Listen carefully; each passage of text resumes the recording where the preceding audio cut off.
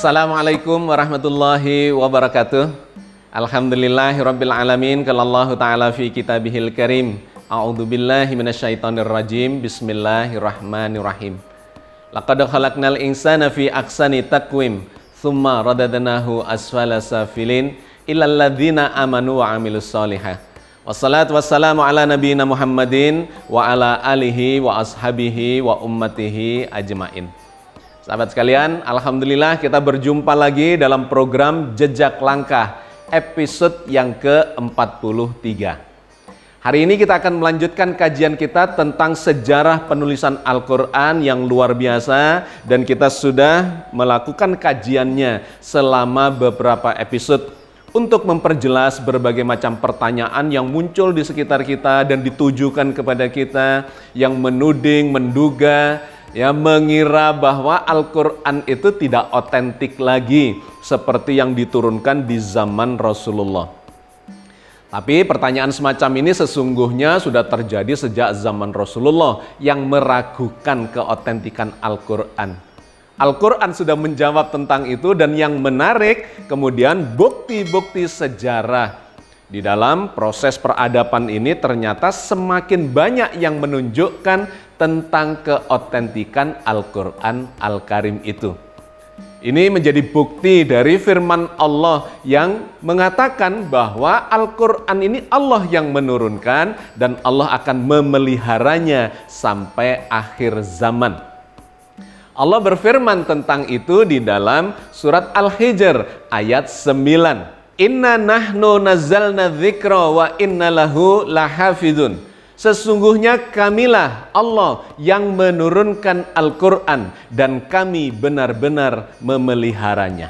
Sahabat sekalian, ayat ini memberikan jaminan dari dalam Al-Quran Al-Karim tentang terpeliharanya Al-Quran itu sampai akhir zaman. Yang memberikan jaminan adalah Allah sendiri yang menurunkan Al-Quran itu kepada Rasulullah Muhammad SAW melalui malaikat Jibril. Jaminan yang kedua disampaikan oleh Allah di dalam surat Shad ayat 87 dan 88. In huwa illa dzikrul lil alamin wa la ta'lamuna naba'ahu ba'dahin. Al-Quran ini tidak lain hanyalah peringatan bagi seluruh alam, dan sungguh kamu akan mengetahui kebenaran berita Al-Quran ini setelah beberapa waktu lagi ke masa depan. Sahabat sekalian, itulah jaminan Allah di dalam Al-Quran Al-Karim.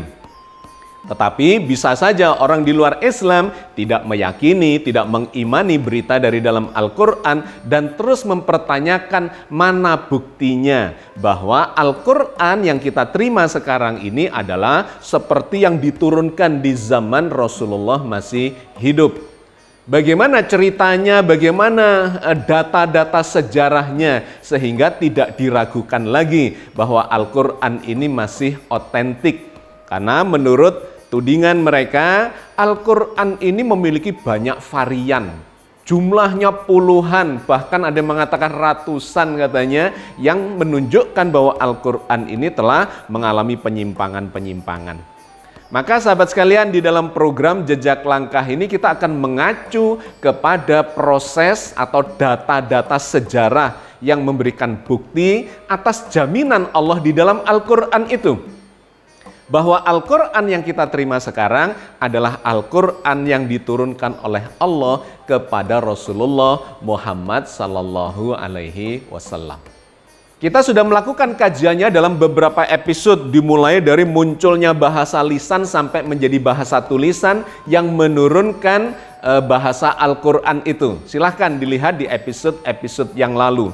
Dan di episode yang terakhir, di episode yang lalu, yaitu episode 42, kita sudah membahas kapan Al-Quran atau tulisan Al-Quran itu dituliskan di atas kertas.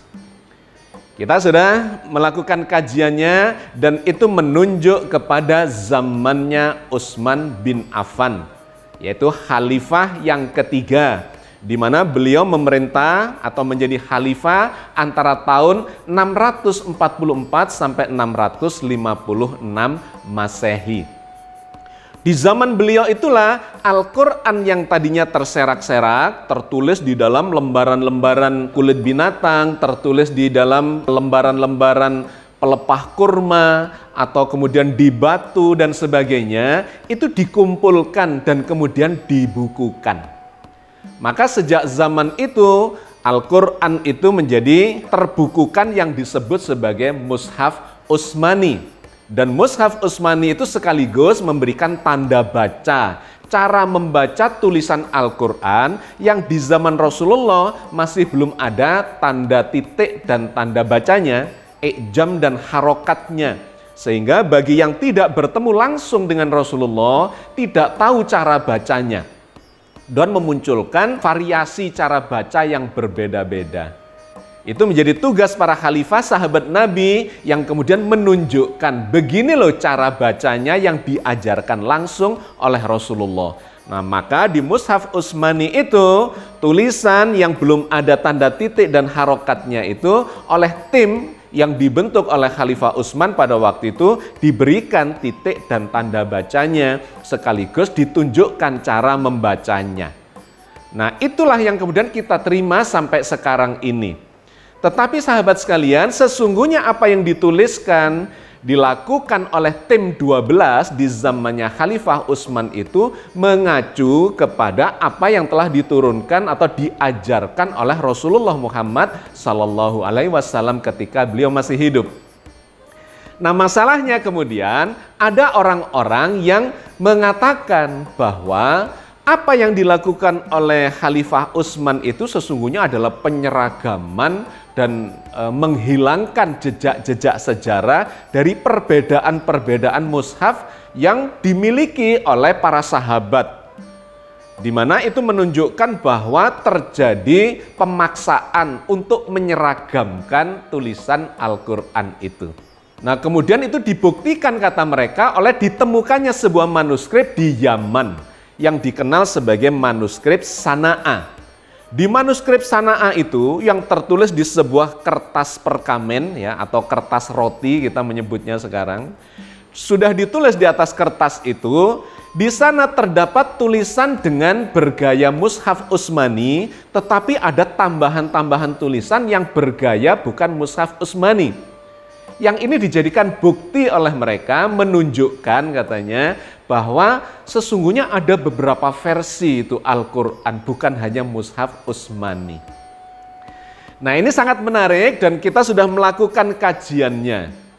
Ketika ditelusuri dengan menggunakan penanggalan karbon, ya radiokarbon, itu menggunakan semacam unsur radioaktif atau isotop radioaktif, yang dengan cara itu kita bisa menentukan sesungguhnya sebuah benda, sebuah materi atau sebuah manuskrip yang mengandung karbon, ya, di mana kertas itu mengandung karbon, itu bisa ditentukan usianya dari berapa tahun yang lalu, berapa ribu tahun yang lalu, ada range waktu tertentu yang menjadi sumber di mana manuskrip itu dituliskan.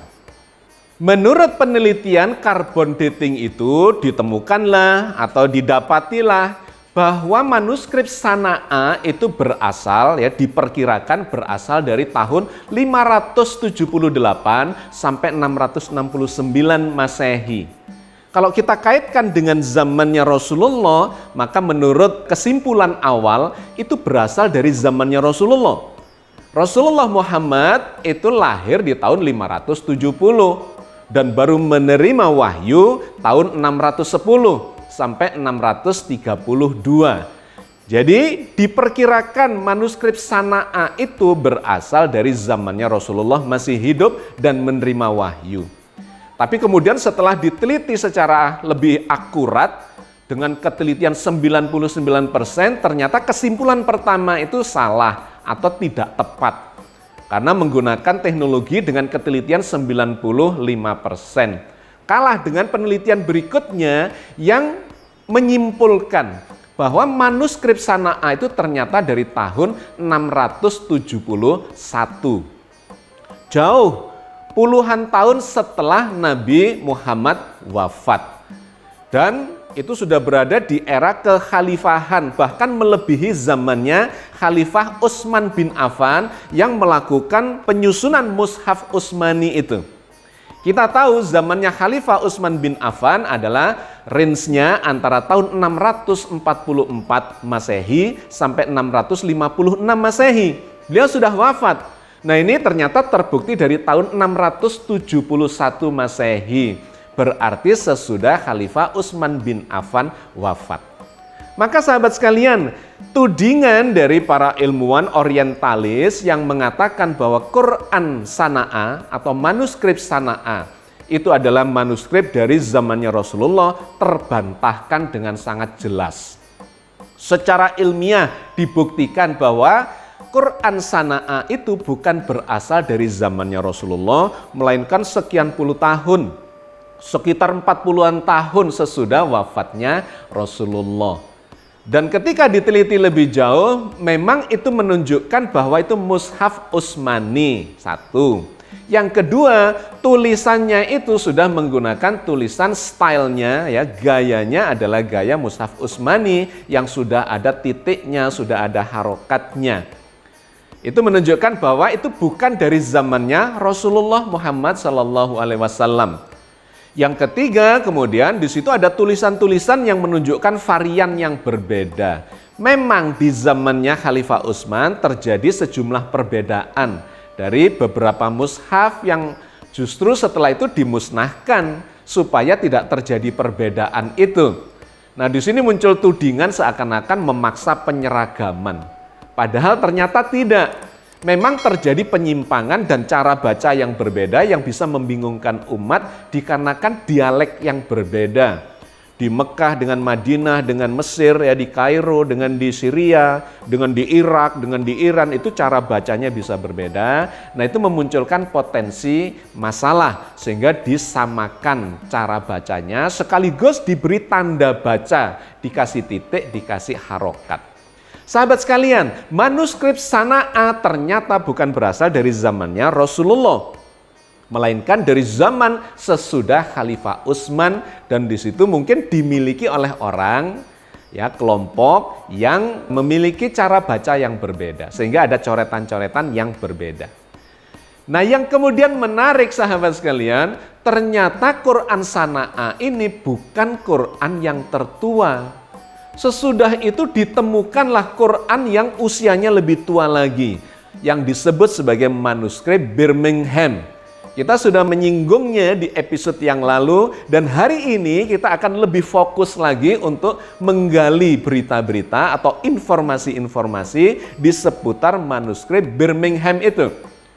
Karena di antara kita, di antara sahabat yang ada di dalam forum juga mempertanyakan, manuskrip Birmingham yang kemudian dibuktikan secara penanggalan karbon ternyata lebih tua itu sesungguhnya ditemukannya di mana?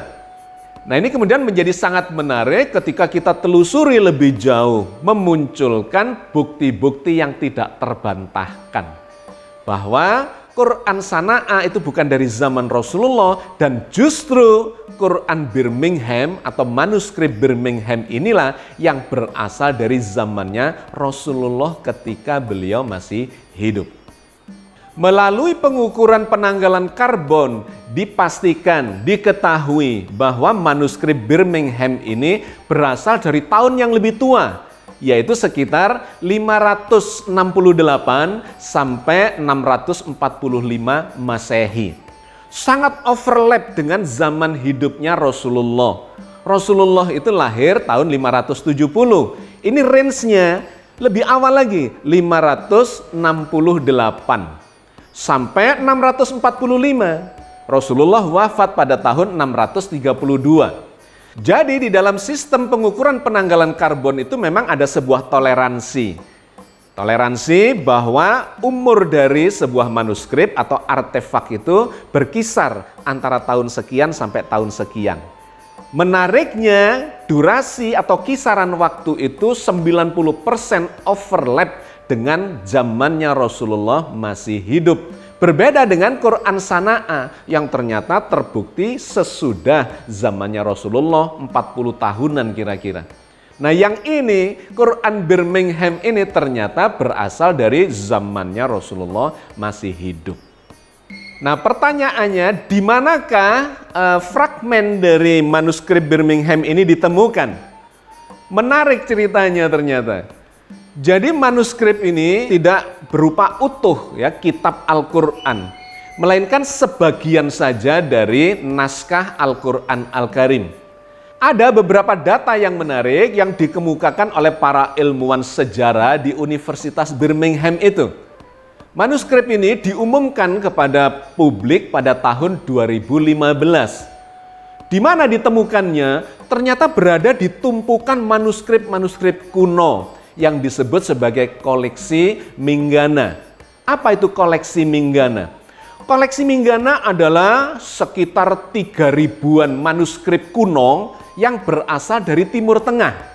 Bukan hanya dari Jazirah Arabia, melainkan juga dari Afrika Utara, di kawasan Mesir, bahkan dari Ethiopia, kemudian dari Irak, dari Iran, dari Syria. Ada yang berbahasa Ibrani, berbahasa Aramia, berbahasa Suryani, berbahasa Arab juga, dan seterusnya.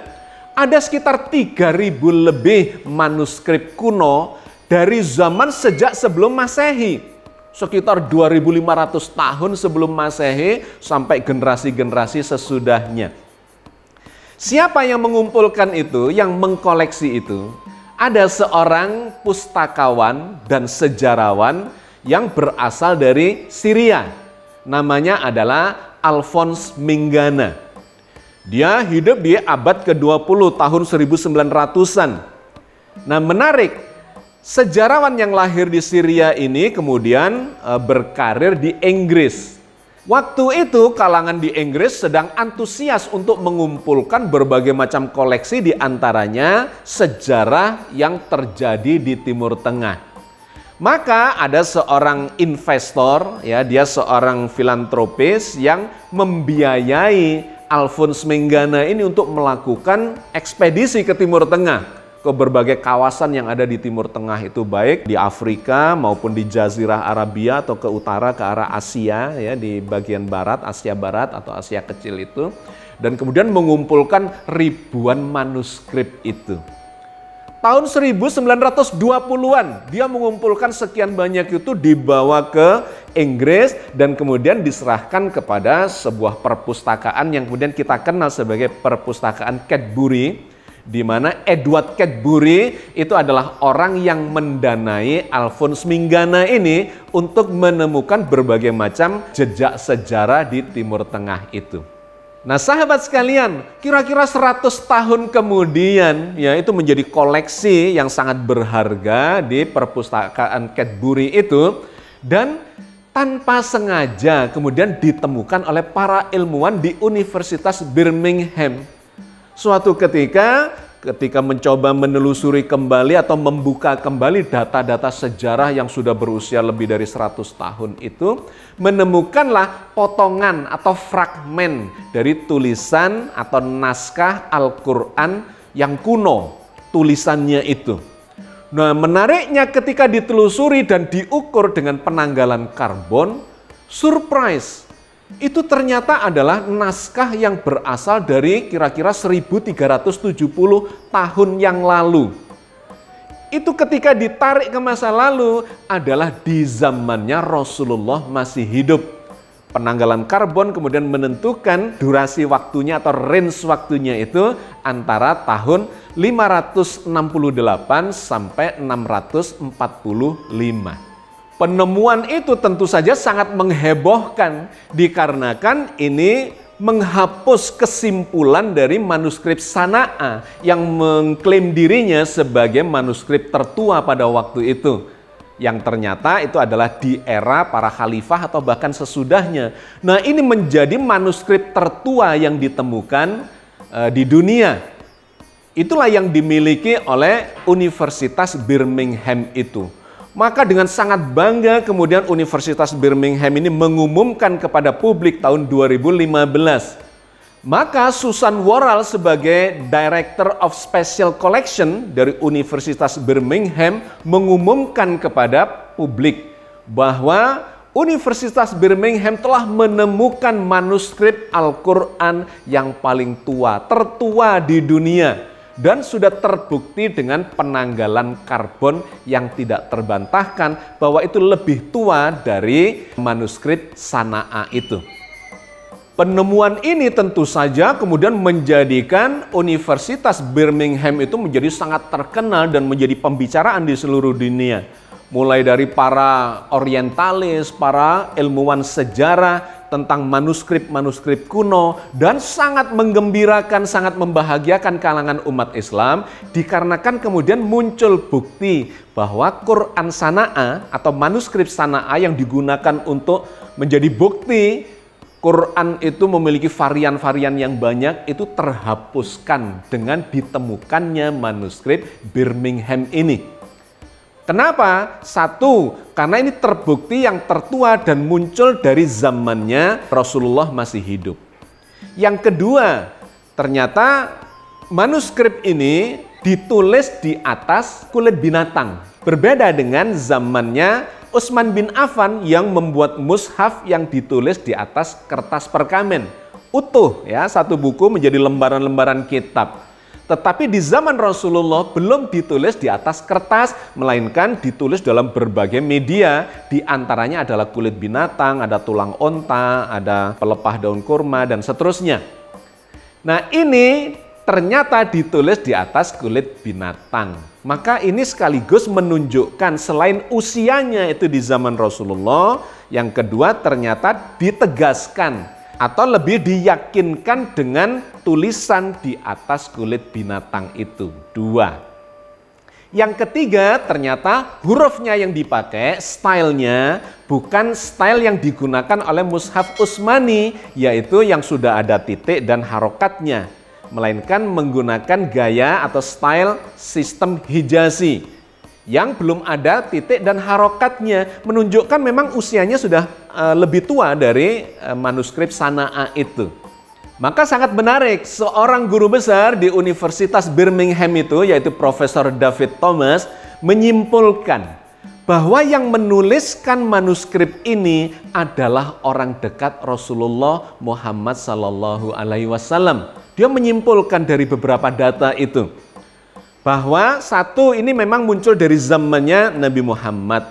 Yang kedua, tulisannya Hijazi. Yang ketiga, ini digambarkan oleh dia, yang menulis ini orang yang langsung menerima dari Nabi Muhammad, di bawah pengawasan beliau, berinteraksi dengan beliau, dan mendengarkan khutbah-khutbahnya.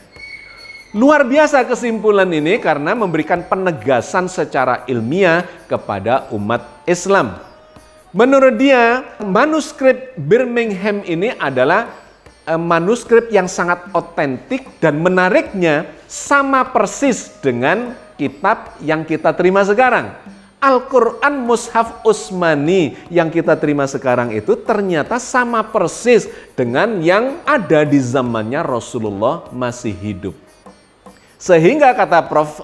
Thomas, ini menghapuskan, mementahkan kesimpulan dari manuskrip Sana'a, bahwa sesungguhnya Al-Quran ini otentik sejak zamannya Rasulullah Muhammad sampai hari ini. Kalaupun terjadi perbedaan, itu hanya merupakan dinamika yang tidak mengubah apa yang diturunkan kepada Rasulullah dan kemudian diteruskan sampai hari ini. Terbukti Allah yang menjamin Al-Quran ini adalah kitab suci yang terpelihara. Terpelihara karena bisa dihafalkan oleh jutaan umat Islam. Dan yang kedua, kemudian dilakukan penulisan yang ternyata penulisannya itu meskipun mengalami dinamika, variasi bermacam-macam, antara yang kita terima dengan apa yang ada di zamannya Rasulullah ternyata sama persis.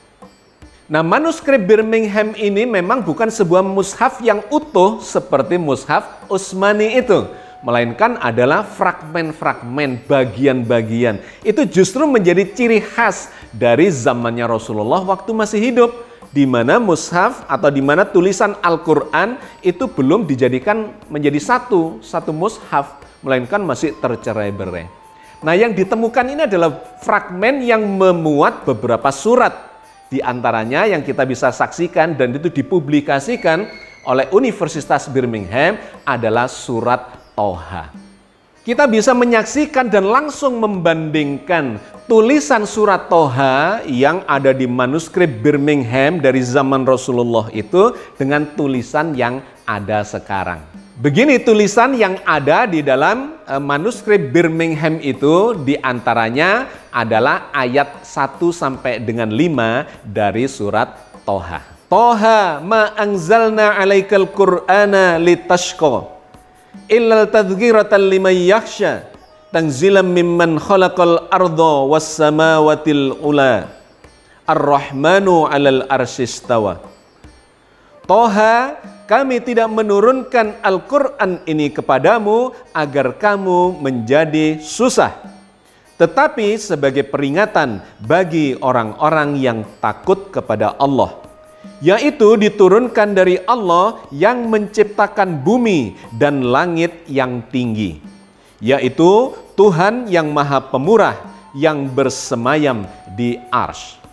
Sahabat sekalian, silahkan diperhatikan, inilah manuskrip Birmingham yang memuat ayat-ayat itu, dan kemudian di bawah itu ada tulisannya yang menggunakan huruf hijaiyah modern untuk memberikan gambaran kepada kita bahwa yang ditulis dengan style Hijazi di bagian atas itu, cara bacanya kalau huruf hijaiyah yang modern adalah seperti ini. Ternyata isinya itu sama persis.